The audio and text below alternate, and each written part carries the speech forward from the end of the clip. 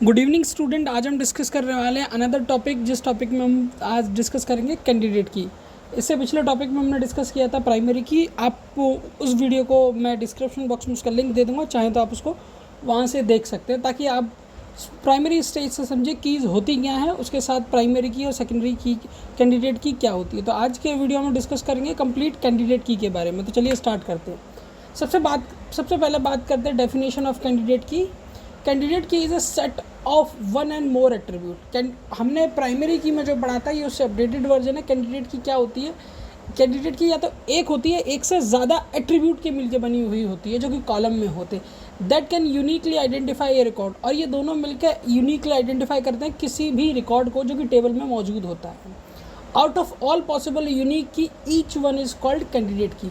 कई सारी यूनिक की में से किसी एक को हम कैंडिडेट की सेलेक्ट करते हैं, ठीक है। और जो कि कैंडिडेट की सेलेक्ट होती है, उसके बाद जो अनदर की होती है वो ऑलरेडी अल्टरनेटिव की बन जाती है, ठीक है। सॉरी, वो ऑलरेडी प्राइमरी की बन जाती है।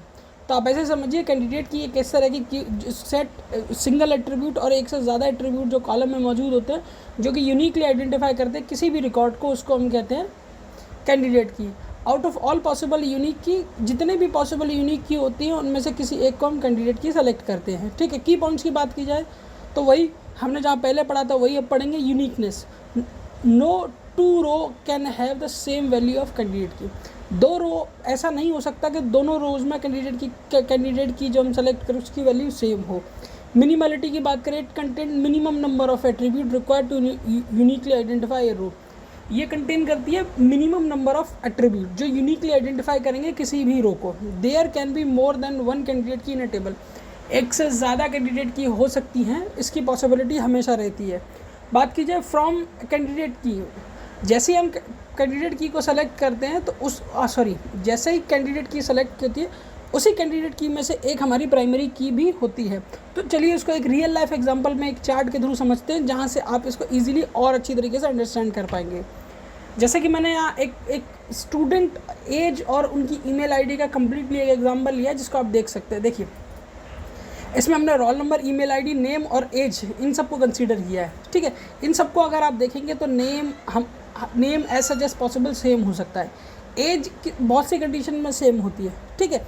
बट जो रोल नंबर होता है वो किसी भी कंडीशन में सिमिलर नहीं हो सकता।